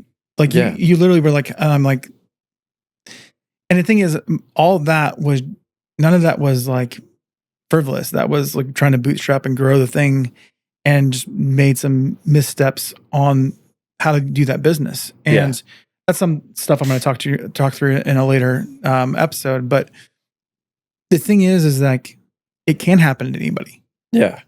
And really, here's a stat for you. How much do you think the average debt load an entrepreneur has that's outside their house, outside of cars and all that? 50,000? 180. Dang. Yeah. That's the average debt load. Wow. That's circa small business, whatever, Yeah. So you think about that. I think like an average house, I think right now is like what? It's like $425 or something like that in the United States. It'd take 30 years to pay that off. That's half of a house Yeah. that you're expected to pay off 5-10 years or go bankrupt. Well, and a lot of people, I mean, you see your business as almost like your child. So it's like, you do anything for your kid and stuff. And it's like, we've all seen families and stuff where they have like a troublesome teen or something, and they've spent a ton of resources trying to like get them back on their feet and stuff. And you never know. It's like if one more trip or one more visit or, one more outing is going to be the breakthrough. Yeah. Then I can't give up now, because then it's like all the stuff you've done up to this point is meaningless. Is for nothing. So it's almost like, there's like this huge teeter-totter, and all of our efforts are on one side trying to tip the scale, but there's a curtain and we can't see what it's going to take. Yeah. But I think that's why I'm so passionate about Defeat 90 is everything I've learned are normal pitfalls we all go through. And I had to learn it the hard way. For instance, the same one you went through, and I tried, we talked about, I tried to, you only borrow money when you're on the upswing of things, right? Yeah, you never try to catch the knife. You never try to catch the knife. Because inevitably, you're not going to catch it based on the odds, right? And I think I see that more and more as I look back at the mistakes and things I made, and they were like, if we could talk about that, if you could have like run things past people, but we typically don't have anybody to run things past. You did, but it was that pride thing. So I think there's two sides to that coin, right? So there's that part of like, okay, I'm just being real with you guys. Some of you guys have community you can talk to. You have best friends and people you can talk to, but you don't because of pride. And then there's the other side of you people that don't have anybody. And we're trying to remedy that, but we're also trying to remedy having the conversations about this, because if we can get rid of our pride. Yeah.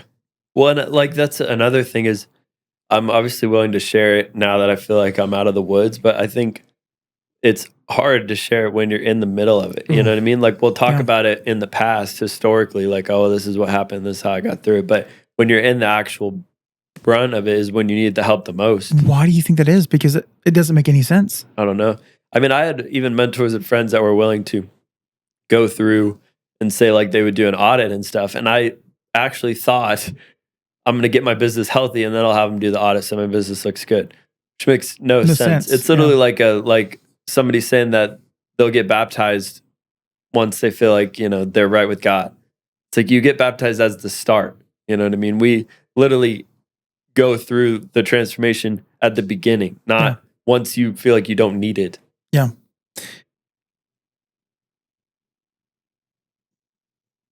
I think it's hard to admit we're weak. Mm-hmm. When you think about the people that are entrepreneurs, right? We're more type A, more driven, more risk adverse, very strong-willed, self-starters. To be able to say, man, I effed up. Yeah, right. I mean, that takes a lot of humility. And I don't know, maybe I'm wrong in this. I know for me now, 40, I'm trying to realize it's young. It's not old. It feels old sometimes, but as you were not.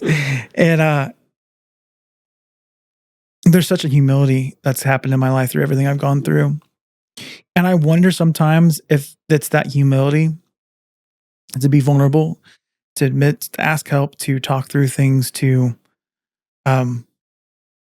really take a closer look at where I failed and myself, my character flaws, the things. Yeah. Is why now I'm going to be the most successful I've ever been in my life. I've definitely had some opportunities that could have been crazy, but my own hubris, I think, really stopped me from it. And I think maybe that's a key part of why when I talk about this, because we're going to jump to that in a second about the character. I think sometimes it's our own, for me, it's been my self-discipline that's kept me back from being more successful. And I think we all have those character flaws. And I think pride definitely can be one of those things. And yeah, so, okay, wrapping this up, and because I have a list of questions I kind of want to go through. Is there anything in your entrepreneur journey that you really would like to share? I think it's important that I've missed. Yeah, the main thing I would say is everybody wants to be like original, right? Like everyone wants in a way to reinvent. the wheel or reinvent the industry. But I think all of us being on our journey, even if we're in an industry that's old, like what I came into had been around for almost a century and stuff. We don't have to be the first one to do it to make it our own. So all of these different changes in the experiments that we're trying and the ways we find how to do things better, more efficient, or even just to make the job more fun sometimes, that's what makes it like our own thing. So we don't have to be pioneers in the sense to be the first ones to do something. Yeah. We can just do it differently or do it better. But because I got into the same business as my dad, like that's why I sometimes tried a bunch of other businesses, is because I felt like I had to have a business that was my own thing. Yeah. But part of what keeps business competitive and what, keeps our country successful is the younger generation gleaning off of the older generation's wisdom and finding new ways to do things. So just because an industry has been around for a long time or it feels overly saturated doesn't mean that there's not room to grow and continue to innovate. Yeah. I've always think about like this adjacent thought in this. A great leader leans down so that someone can step on their shoulders and go higher than they did. Yeah. And I think that, again, it goes back to the pride of why are you doing it? And yeah, I think you're right. I think there's the place that where you can just learn and grow and innovate from that part. But I think it comes down to your character, your heart, where you're going. And I think that's awesome that you're recognizing that. And who knows what comes from that? Oh yeah, absolutely. Well, and that your business isn't your life. Like it's the motor and the vehicle that you live life through. But you think if your daily program is 8 hours a day, you still have 16 hours. So we make the work the day. Yeah. And our life and who we so are, if today was a bad value. day or a good day is based off the 8 hours of work, which is actually trading a third of life for the 2/3 that truly is life. Yeah, which is really hard because I've met those business owners that work is life. Work is life. Yeah. And they fail. And now they think they're a failure. Well, like to see your morning and your evening as margin of the work day makes life work. And that's the people that live for Saturday. Yeah. Well, and it's interesting that you have this idea of a hustle culture that's come out. And I feel like some people have pulled back a little bit on that because it was just so, in this crazy schedules. Some of the stats prove that, like, to have that relaxation, to have that time for yourself actually makes you more productive when you're working. But like at the end of the day, like, what are you working for? Yeah. Granted, like with this, I can put tons of time into it because I'm changing and making a difference. But even then, if I don't have health in me, even if I'm fulfilled and joyful in this, but if I don't take the time to develop my character, develop myself, have time to relax and refill myself, what do I have to give? Yeah. And that's something I think it's really important to think about. Absolutely. Okay, so let's jump into some of these. What drives you as an entrepreneur? Well, now it's like my family, my kids, is just basically the idea that I'm buying back the time with them and being able to give them cool experiences and stuff with the traveling and kind of making our home together. Do you think I do, like, I wake up in the morning, sometimes it's like 5:30. I don't feel like leaving the house at 5:30 in the morning. I'll walk by Avery's room and I'm like, doing it for her, doing it for the Lord. But mainly just, having that kind of responsibility, being the provider. Yeah. Small question in that. Is this teaching her to be and your kids to be entrepreneurs? Is that something that you're gonna? Yeah, absolutely. I think that would be super cool with her. Like I said, I'll kind of see how she does with it and stuff, but I would love for her to have like a little small business. Like one of the Kinsman nights, he said that when his kids turn 15, he like helps them all start a small business just to see how it goes. But he had like one of his daughters selling keychains on Etsy, and then like another girl made a website that, had some photo effect app on there, and they were trying to drive traffic to it and stuff. And they all made like a couple $100. But like I said, like they have the entrepreneur spark, them making money, in any form other than trading a chore could unlock it for them. Yeah, or just understanding the value of money. Yeah. Like, I think that lesson you learned from your dad, taking it all the way back to the very beginning of trading time for money, that's changed your life.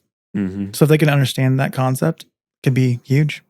Yeah. Well, I set up like a playroom at my shop and stuff. So I took the office rug and like we did bean bags and a chair in there and stuff. So she could come to work sometimes and see me at work and stuff. That's fun. It's fun. What legacy do you want to leave? Everything's done on your tombstone. Yeah.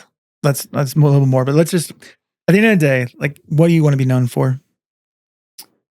I mean, I definitely want to be a man that people would say loved God, but like also want to continue to, like I said, it's Mark Batterson's quote, but I love it. He said he wants to be like the spark to ignite other people's dreams. And I've had like a couple people like my friend Josh Marion and then like Truett, Bray, that are like creative guys where, when they were getting started, I was able to come and support them and kind of be a spark. Yeah. And you see like the dividends of that, over the years of them continuing to chase their dreams and stuff. And small things like me and Josh shot For You, My Dear, which was like 15-minute film. It took me 2 weekends. And he's gone on to write like 10 screenplays and got like one first award and goes to film festivals. He's moving to Austin to pursue film full time. And he constantly just, as that first short film, you shot with me, like did all of this. And I'm like, how could it still be doing that? That was 5 years ago. So it's like, you can do one thing that, cost you 2 weekends that could end up being like a piston in their engine of their dream that just continues to go. Yeah. I'm like, and if we have that opportunity, why would we not do that? Well, and I think we realistically, especially if you have employees, you have that opportunity every single day. I know you want to keep good employees, but sometimes people are just meant to do something more. Mm-hmm. And if you could be a part of that story, that's a beautiful thing. Oh yeah, absolutely. One thing I do want to say, because we didn't really get into it a little bit, his film career has been pretty awesome. You've had like several of your films get and nominated or win awards in film festivals all around the world. Yeah. So like you're no slouch yourself in that. Thank you. I'm at 8 movies. Yeah, Rogue Route. Get out. The only name you can actually plug. Yeah, that's it. Other all businesses are secret. And the Martino Group. Yeah, he is a real estate agent too. Yeah, we didn't actually say that, did we? Yeah, I got into real estate because I wanted to have my thumb on the market and do the Airbnb and kind of always know what's going on. Yeah. But I ended up closing quite a few houses. You were one of the top agents last year, so which is really funny. But we didn't even mention that. It's like another successful part. But that's a tough. Oh my God, I learned so much about customer service and stuff. I mean, because for 30 days, you're these people's literally like their best friend and their punching bag and their confidant. And I mean, and you end up being at the closing table and being like, dang, we went through like emotional turmoil together. So it's like you end up being good friends with your realtors, like even though it's just 1 month. Like you were family for a month. Well, and you'll. It's not like you won't. Yeah, I was gonna say it's not like you won't see them again. No, but it's also the largest decision most people make, largest purchase that anyone makes in their life. So yeah, especially when they come up against obstacles that would otherwise have fallen through, and I'm able to save the deal. Feels good. Moving along, what's the greatest roadblock you're still facing right now in your life, as far as failure and like the idea of working through things of yourself? Yeah, I'd say like motivation as far as consistency goes. Like I've seen graphics where it'll have like 12 circles, and one's full and half full, a little bit full over the top, and then they're all together, and it says like this is what consistency looks like. Because I think like people expect to be like on 100% like every day, and when they have 2 or 3 days that they're not on, and they feel like, oh, like I'm not consistent, I've lost it and stuff. And I used to say like I'm not consistent, but I think now like we go through seasons and stuff. So I'm sure you have the same thing with like Defeat 90 and stuff. If you have days that you're on and stuff, and then days that you're not, I like try to lean into that wave and stuff. Like the other day, I didn't feel like doing new listings, and I had a note in my phone that was all of the shelf labels. And that was like a simple mindless task that I needed to get done. I went through and I did all of those. Yeah. So like my biggest block has been just forcing myself through the off days, which doesn't make sense. It's like, let's basically understand that there's going to be highs and lows and ride the wave of what type of day it is. Yeah. I think that's a really good hack in life, because I feel like it's something I'm working more diligently on. We were actually just talking about that a little bit ago. I think it's us being the seven part of us that like shiny object syndrome and like being inspired. Like I have to call people every time I'm in the car. Yeah. Like it's just, Mainly it's one of those things. But the thing is like I think this is more a caveat of understanding your personality, understanding how you work. I always bring it back to Enneagram, because I feel like it's just a good starting point. It's not the end all be all, but it definitely brings some understanding to things. Yeah. And like some people can just power through. I am not that person. But when I'm motivated, dude, I will crush a bunch of tasks way faster and harder tasks than what the average person will, Yeah. And most of what I do is creative, and that's such a hard thing to just like summon, like be creative, Well, and time and effort are basically like separate. You know what I mean? We think sometimes like if an 8-hour day is going to be the best, but if 6 hours with maximum effort is better than 8 hours at 50% effort, like you taught me that even when we were with the marketing agency, is like, we had some mornings where we came in and everybody was off, and we'd all be like just trying to like power through. And you would literally stand up and be like, all right, we're all going to breakfast. And we would go to Scramblers for 45 minutes, and then we would come back and crush the day. Yeah. And the 45 minutes was 1,000% worth it, because if we had all just done that through the whole day and didn't do what we needed to do, then it's like no way we would have gotten the same amount of stuff done. And it's such a, there's such a guilt mindset, right? Of like, I think it goes back to school, it goes back to some of these other sections we put ourselves in life of like, well, you do this during this time. And like I'm now, how do I say this? I'm getting rid of the weekend.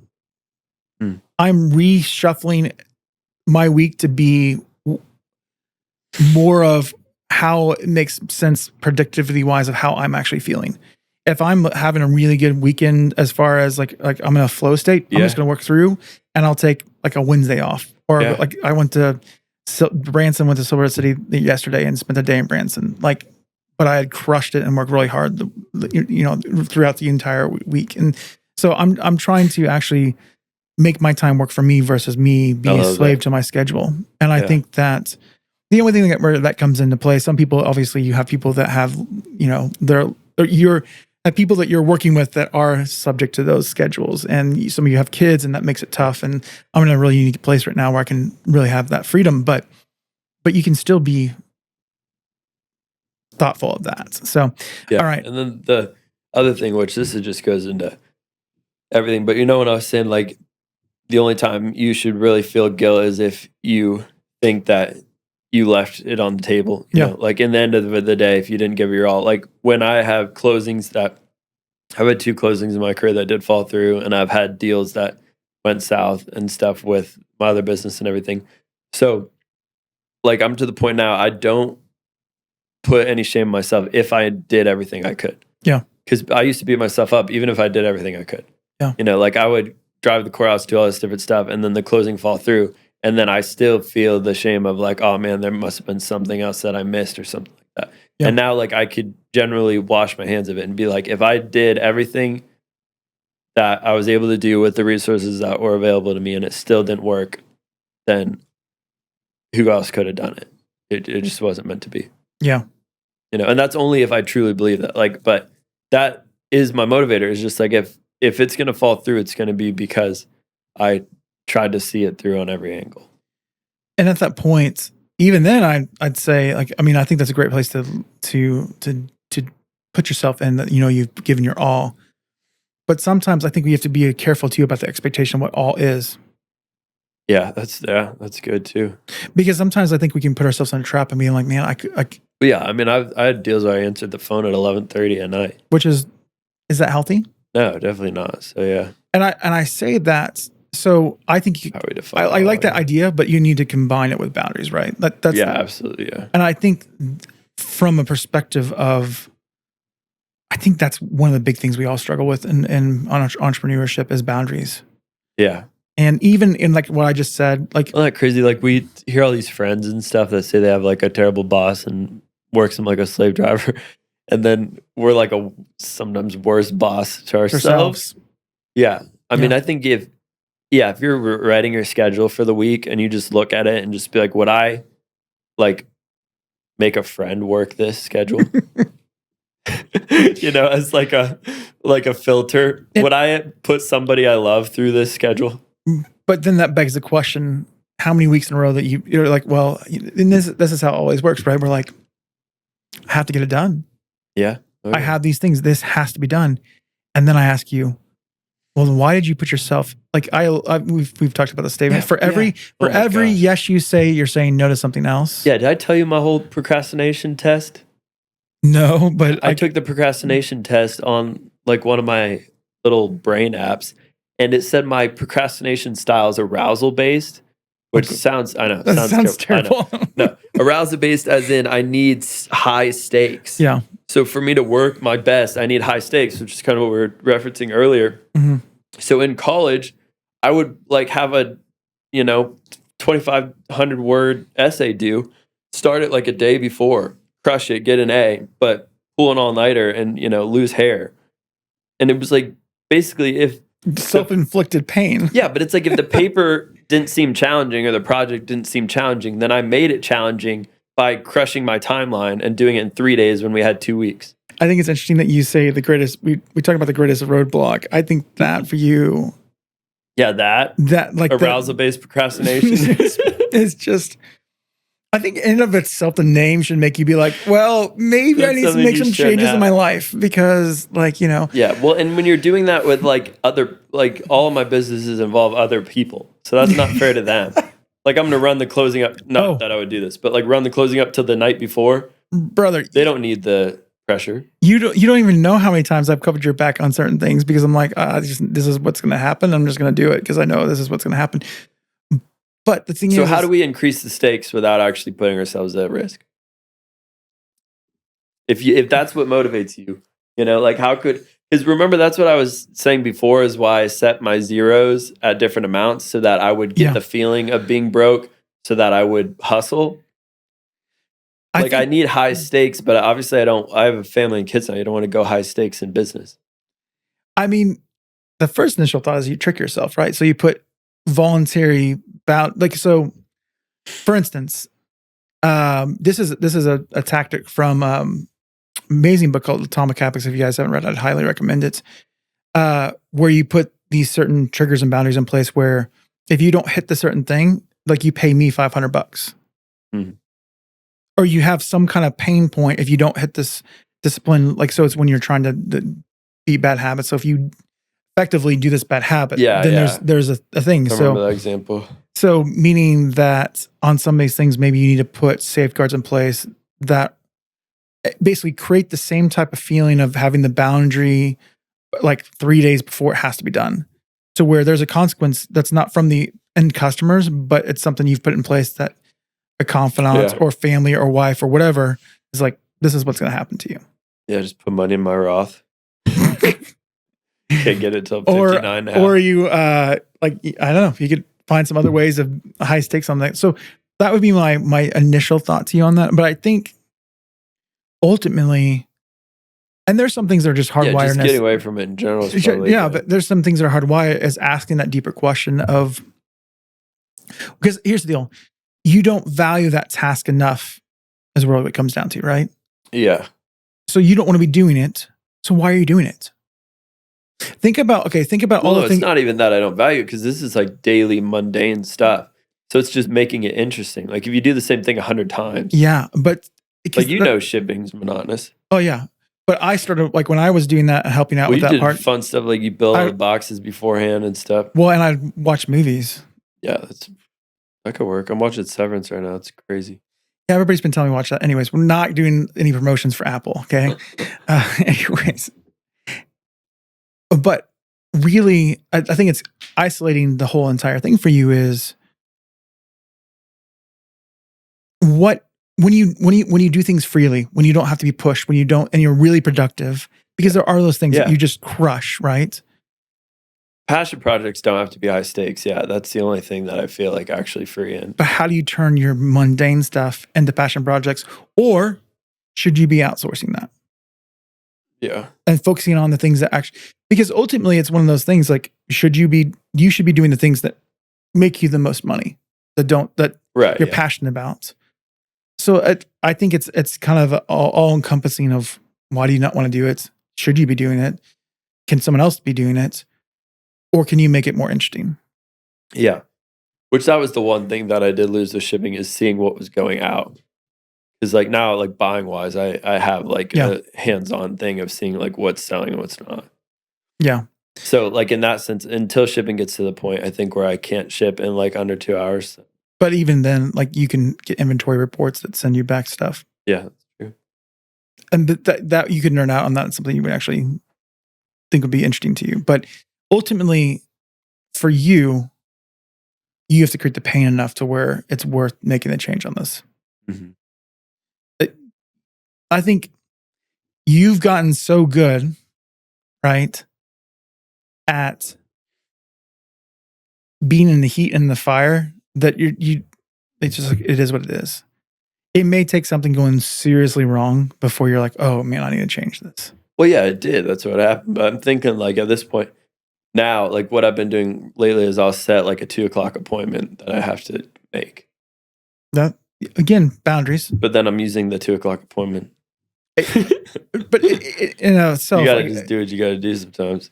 That's what I'm saying. I think the first step is putting the safeguards in place to make it where you're not so much in pain. I think the secondary thing is, again, isolating like where you're really at, what's causing that. What do you believe has led to the 90% failure rate in business, and how would you fix it?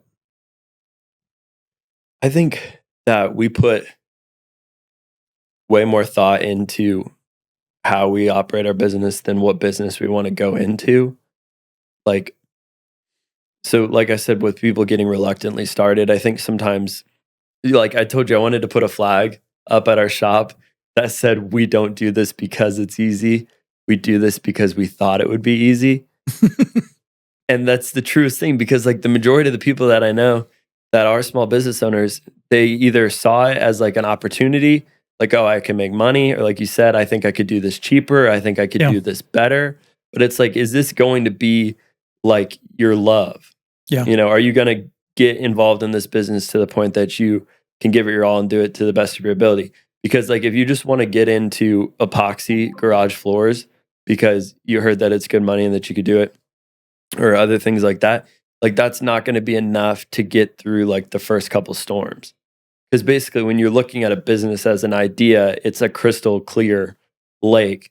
And you're like, well, this side to the other in a kayak, no problem. And then you find out like the first turn, now you're out in the ocean. Yeah. You know? No, I think that's good. So like putting more time, research and stuff into before you start and making sure you're picking the right path. Yeah. Well, and like that goes back to probably one of the best experiences I ever did as far as business was a startup weekend. And you have to build a company in 3 days. So part of that is, building out the lean canvas, and understanding and doing the research, getting out and surveying people and figuring out, hey, is this something that's is this a target market? Like, it's bonkers to me that how many people create a product and don't even talk to their target market. Yeah. They're just like, it's like the target market of one, like, oh, this is the thing I've been trying to fix for forever. Everybody must want that. And I'm like, dude, you're just weird. I mean, like, can you say that? I guess. Yeah, you say weird. Okay. So I completely agree that more thoughts and more research into things. Yeah. And I think that's not just about the market. Are you able to do the business? Like, I was watching a YouTube video talking about how people want to be YouTubers. And they were talking about doing the research on, more than likely, the format you're doing, if you're going to be successful, you're going to be doing it for years. Will you love it for you doing it for years? Yeah. Like, can you see yourself doing this thing day in and day out when terrible things happen in your family, but you still have to go do this thing? When you are almost broke, can you do this thing when things get tough? Yeah, I've heard the question that if all your bills are paid for a year, are you doing this for 12 months? Yeah. So if someone just said, hey, for 12 months, all your bills are paid, money's no object, would you want to do this for 12 months? Yeah. And if you are on the fence about that, then it's probably not the business, for you. Yeah. Because you could have 12 months you don't make any. This life is tough. You've experienced it. I hope for both of our sakes, everything, our friendship and the people we bring into this community, and as we further research and dive into this, can create more smooth sailing, or at least a little bit easier sailing. Oh yeah, amen. And I really thank you for being on the show and being vulnerable and opening up. And I can tell you're probably back on. And there's some more things I want to talk about with you. We just ran out of time for today. I think there's an opportunity for you to be inspirational to your other friends that are thinking about being entrepreneurs and being more open, and also inviting people. And I think you're already doing that more. And so, will you commit to being a part of the Defeat 90 Community Collective? Yeah, absolutely. So you're going to see him in there. So if you see Robert Kelly, hit him up if you have any questions. Yeah, let's do this thing. Let's defeat 90. Yeah, absolutely. Your stories, your experiences can change it all. Let's fight failure together. We can defeat 90. TKO. All right. Well, that's it. The first interview podcast wraps. Loved it. I enjoyed it. Yeah. You know, it's interesting that I know that it's just, I could talk for hours about this subject. Like there's nothing, there's something about the business that's just like literally I have so many more questions. I'm kind of bummed. That's the thing with this is like, I've heard people say like they read a bunch of biographies. Yeah. Because if you could read a biography, you could get an entire life worth of knowledge and lessons. And if you read 100 biographies, like equivalent to 100 lifetimes of experiences, obviously not first person, but like still just like building your knowledge. You think about this, I mean, if 100 people sit in this chair and tell their entire business journey, and you've got a kid, 22, want to start his own business, and he hears 100 people say the do's, don'ts, ups, downs, twists, turns, he's going to be way more equipped. I mean, that's freaking boot camp. Yeah. I think it's, I recently heard, it wasn't a quote, but maybe you told me about this, where Elon Musk, like this first part of his life, he just read a bunch of biographies of people. Oh, he read a ton. He loves and he's just like, what better way to learn of how to do business than to learn from business people and to hear the stories.